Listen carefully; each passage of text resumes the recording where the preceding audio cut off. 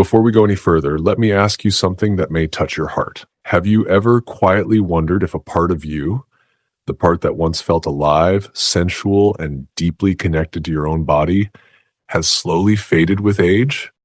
If that question stirs something inside you, I invite you to share your thoughts in the comments. Your voice might be the one another woman needs to hear to know she isn't alone. When was the last time you felt truly alive in your own body? I don't mean healthy on paper or functional in daily life. I mean deeply, vibrantly alive. The kind of alive that makes you pause, take a breath, and think, yes, this is me. I'm still here. I still exist in this body that has carried me so far. For some, that memory is recent. For others, it's been years. And for many women in their 60s, 70s, or beyond, it's a memory so distant that it feels like a story from someone else's life. If that resonates with you, let me begin by saying this. You are not broken, and you are not alone. And the silence that has grown between you and your body is not permanent. It can be bridged. It can be healed.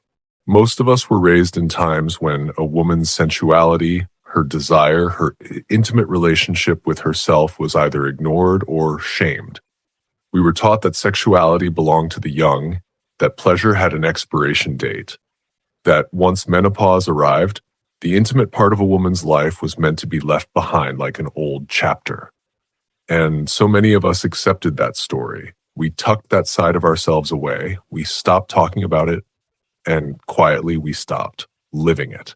But that silence has cost women dearly. It has cost health, it has cost joy, it has cost identity. As a physician who has cared for women for over 3 decades, I have watched this quiet unraveling too many times. It rarely looks like disease at first. It doesn't always announce itself with pain or diagnosis. It appears as absence, a dulling of sensation, a fading of spark, a loss of something once so natural it was taken for granted. But intimacy, especially with yourself, is not a luxury, not a leftover from youth, not something optional. It is foundational. It keeps tissues alive. It supports hormone balance. It strengthens muscles you rely on every day. It helps regulate mood, sleep, memory, even your sense of self. Ignoring it doesn't just affect the body. It affects the spirit. Let me share a story. I once had a patient I'll call Eleanor. To her family and friends, she seemed fine. She kept busy knitting, sipping tea by the window, and spending time with her grandchildren. But her daughter noticed something her medical chart didn't show. Eleanor's spark was fading. She wasn't laughing as much. She wasn't moving with the same energy. She seemed tired in a way that sleep couldn't fix. Her labs were mostly unremarkable. Nothing explained the decline. But I knew Eleanor's history.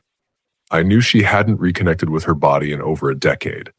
She had accepted the lie that intimacy was for younger women, and she had let that part of her life go silent. And as the years passed, her tissues weakened, her hormones flattened, her mood dulled, her vitality slipped away. Eleanor didn't pass from an illness. She passed from neglect, not from others, but from herself. And she is not an exception. Every year, I meet women who whisper the same confessions. I feel numb. I don't feel like myself. I thought this was just aging. So let's talk openly, because silence is the real disease here. What happens when intimacy disappears from a woman's life after 60? The first shift is in circulation and tissue health. Picture a garden. Stop watering it, stop letting the sun in, and slowly the petals wilt, the stems weaken, the soil dries. That's exactly what happens in the intimate parts of the body. The vaginal walls, the clitoris, the surrounding tissues, they thrive on blood flow and gentle stimulation. Without them, they thin, dry, lose elasticity. What starts as subtle dryness or discomfort becomes pain, or worse, a fading of sensation altogether. The medical term is vaginal atrophy, but what it really means is this: your tissues are waiting. They are alive, but quiet, needing attention. And just like stiff joints can loosen when we move them again, these tissues can often awaken when given consistent, gentle care. I remember Carol. She came to see me at 70, wringing her hands, embarrassed.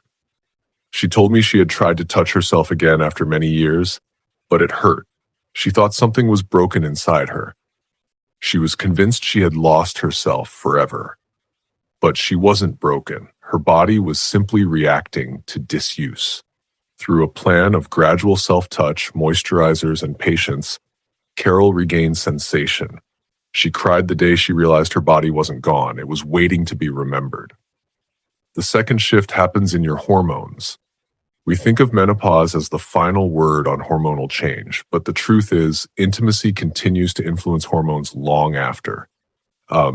Arousal and orgasm release oxytocin, dopamine, endorphins, the body's natural antidepressants, sleep aids, and mood stabilizers. Without those, life feels heavier. Stress grows sharper. Sleep falters. I once met a retired school principal, strong and intelligent, who told me, with tears streaming, I don't feel like me anymore. She had tried vitamins, diets, even medication. Nothing helped. And when we peeled back the layers, the truth was simple. She hadn't experienced intimacy, not with herself, not with anyone, in years. Her brain was missing the chemistry it needed to balance itself. When she began reconnecting, slowly and respectfully, her sleep deepened. Her mood lifted, her laughter returned. Her daughter later told me she feels like herself again. The third shift is muscular. Deep inside your pelvis lies a hammock of muscles called the pelvic floor. They hold your bladder, uterus, and rectum. When they weaken, the consequences are immense: leakage, urgency, even organ prolapse. And here's the secret few women know. Intimacy itself strengthens those muscles. Each orgasm produces contractions that tone them, like nature's own workout. Without intimacy, this workout disappears. Muscles slacken. Independence wanes. I've seen women stop attending social events, stop walking long distances, even stop laughing freely, all out of fear of accidents. They thought it was inevitable with age. It wasn't. It was disuse. With pelvic exercises, hydration, and yes, gentle intimacy, many reclaimed their freedom. One of them was Joan. She loved crossword puzzles, but she stopped leaving her home because every sneeze brought leakage. She was 74.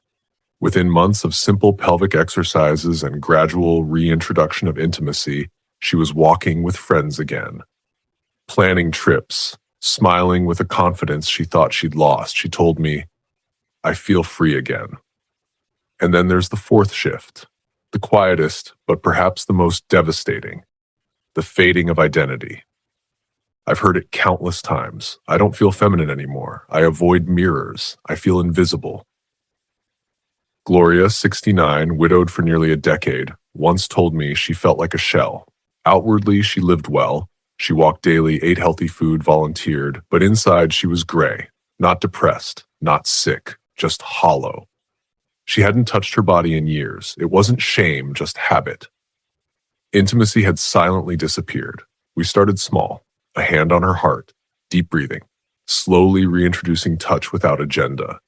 Over time, she felt color return to her spirit. She signed up for an art class. She began dressing with more flair. She laughed louder. And one day she told me, I feel like myself again. That's what this conversation is about. Not indulgence, not something shameful or vain. It is about preserving health, identity, and vitality. Intimacy is not a youthful hobby. It is medicine for the tissues, for the hormones, for the muscles, for the soul. I need you to hear this clearly.